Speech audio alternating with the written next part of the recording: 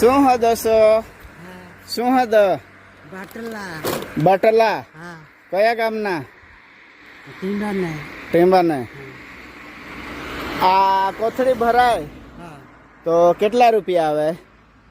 20 રૂપિયા કિલો લેતા છે. 20 રૂપિયા કિલો લેતા છે. તો આમાં કેટલા કિલો હમાય? આ બધું ભરાય ત્યારે 150 રૂપિયા થાય. આ બધું ભરાય ત્યારે 150 કિલો નીકળે. એક દિવસમાં ભરાઈ જાય? ભરાઈ જાય જ ને. બરાબર. એક દિવસમાં કેટલાનું કામ થાય જાય?